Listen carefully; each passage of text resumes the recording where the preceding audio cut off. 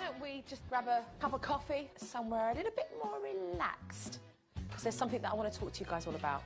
When I first met the family, Mum was absolutely petrified. Her girls would grow up following in her footsteps, having children extremely young, and I know that she wants them to certainly think about other goals. Well, listen, I've brought you guys here to kind of wind down and have a really nice casual conversation about babies.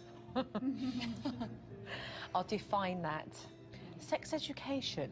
I just thought it was absolutely valuable that these two older daughters give advice to their parents to help them with the younger girls when it's time. You know, there are teenagers now who are thinking at the age of 12, 13 of experimenting.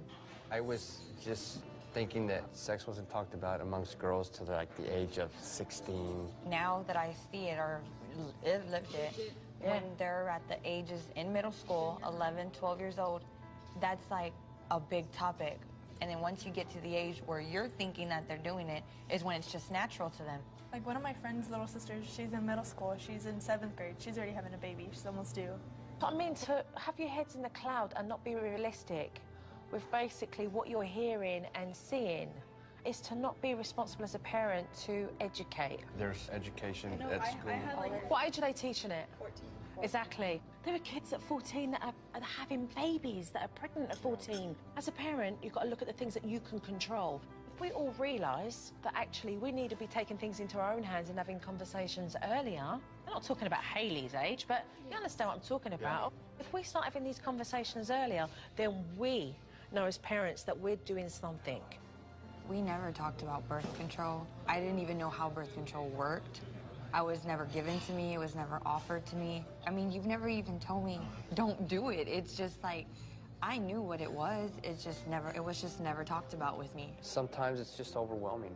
I just want to protect them and you know, give them the best advice that I can.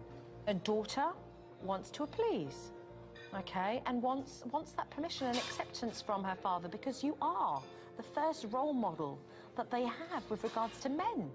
You become closer through having these conversations so that they grow into young ladies who are not looking, you know, for that acceptance in other men when really they're looking for it with their own father.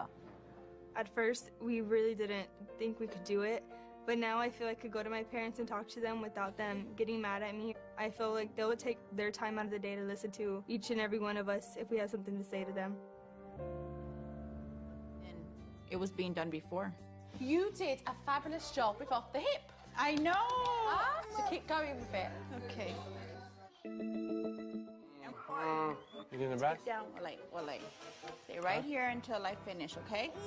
I'm gonna get you in a minute. Let me finish rinsing it.